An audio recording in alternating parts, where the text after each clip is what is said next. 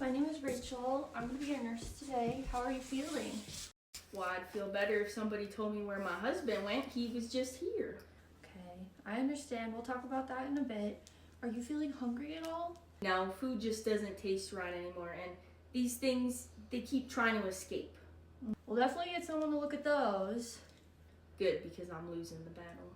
It looks like your weight is at 90 pounds and you were at 100 pounds 2 weeks ago. Oh, have you been eating much? They bring me food, I look at it, we both decide it's not worth it.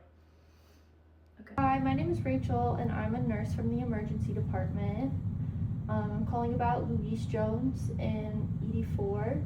Miss Jones was brought to us from an assisted living facility and she has been increasingly agitated and confused over the last 2 weeks, and the facility reported a 10-pound weight loss over the last 2 weeks. Mrs. Jones has a history of depression since her husband passed away last year, and she has poor dental hygiene. She has a DNR. Her most recent vital signs are a blood pressure of 90/60, heart rate of 68, respiratory rate of 18, and her oxygen is 96% on room air. She's 36.6 Celsius, and her weight is 40.9 kilograms. She appears stable, but she is refusing to eat at this time. So given the patient's most recent vital signs and her 10-pound weight loss over the last 2 weeks, I'm recommending a liter of fluids to start, and a CBC and a CMP. And one last thing, doctor. Her dentures staged a jailbreak mid-conversation. That's severe. It seems like we're looking at malnutrition complicated by depression and possible cognitive decline. Okay, Rachel, I wrote down some notes, and I think the best course of action is going to be to order a CBC, a CMP, a liter of fluids, and we're going to need a consult to nutrition. Thank you. Okay, repeating the order back to you, Dr. Shepard. You would like to order a CBC, a CMP, and a liter of fluid, and a consult to nutrition. Thank you so much. Good afternoon, Mrs. Jones. I'm Dr. Shepard. Are you here to fix my teeth or my life? Ideally both, but we'll start small. Have you been feeling weak? I get tired walking to the bathroom, and sometimes the room spins. That makes sense, considering your body isn't getting enough fuel. Well, maybe if the food tasted like pie again, we wouldn't be here. So these are the notes that I've made so far, and I called the dietitian, so she should be here any minute now. Okay, perfect. Hey guys, I heard you need a malnutrition consultation. We do, and we plan on keeping her alive. Well, that sounds like an excellent goal. We've got, let's see, rapid weight loss, BMI is 16.5, intake less than 10, her teeth are falling out, depression, And dehydration with skin tinting, and she's also got a low blood pressure. she's a high risk for refeeding complications. We need to go slow. Okay, agreed. So let's start labs, CBC, CMP, B12, we'll do a TSH. We'll do a liter of fluids, nutrition consult. Shirley, thank you for being here. A psych eval and a denture referral. And an NG tube?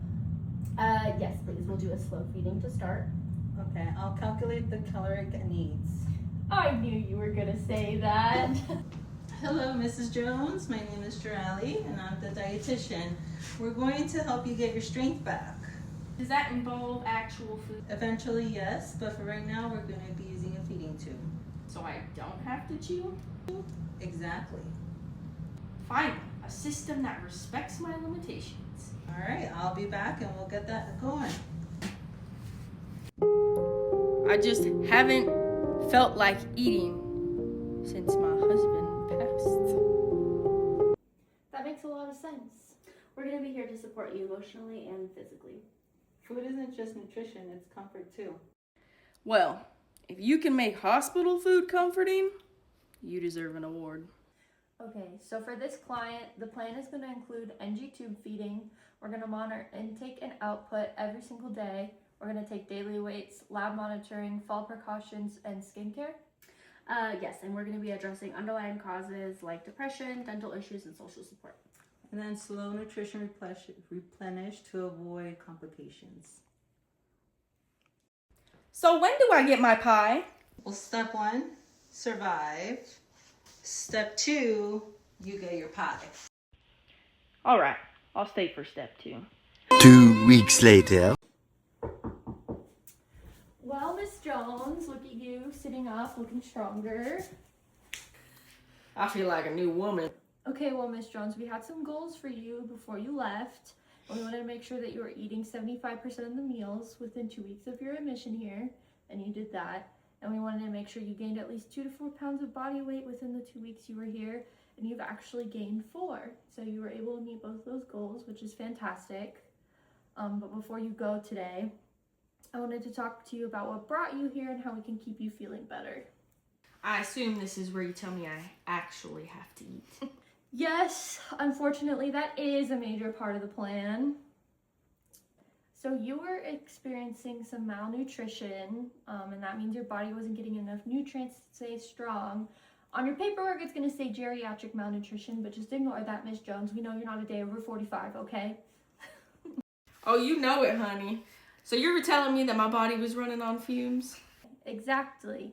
And that's why you felt tired, dizzy, weak, and a little bit confused. That explains a lot. I tried to put my slipper in the fridge.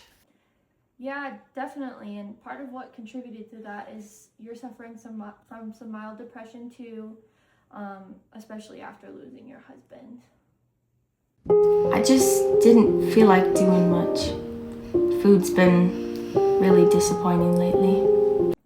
That's actually very common. Depression can decrease your appetite, it can lower your energy, and it definitely can make food a lot less appealing. And then your dentures, they made it a lot harder for you to eat too. They've betrayed me. Okay, we've definitely set a dental follow-up so that they can fix that, okay? But as you go back to your assisted living facility, here's what I really want you to focus on, okay? First of all, I really want you to eat small, frequent meals. Even if you're not hungry, think snacks every few hours, okay? So, grazing like a cow?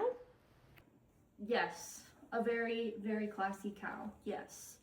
And we're also gonna want you to choose some high calorie, high protein foods. So again, think shakes, yogurt, eggs, peanut butter, maybe you like fried chicken, maybe you like mashed potatoes. Now, peanut butter, I can get behind. And make sure you drink fluids regularly, even if you don't feel thirsty, okay? Water is less exciting than pie. We can work our way up to pie. The staff at the facility are definitely gonna help you out with these meals, okay? They do hover. This one time, hovering is gonna be helpful, okay? So Miss Jones, when you go back to this facility, I want to make sure you're talking to someone if you're feeling down, okay? So we're definitely going to set you up with some mental health support when you leave, all right? And it's also important that these next couple days you stand up slowly to prevent some dizziness while your body's getting that strength back. We want you to use assistance when walking because we definitely don't want you having any falls, okay? Falling sounds like a whole lot of paperwork. Exactly. So let's avoid it, okay? But I really do want to say you've made really great progress here, and this healing is going to continue happening when you leave, okay? I suppose I should stick around a little bit longer. We'd like that. So, just to confirm, if I eat and drink like you say, eventually I get pie? Eventually, yes. All right. I'm committed to this recovery.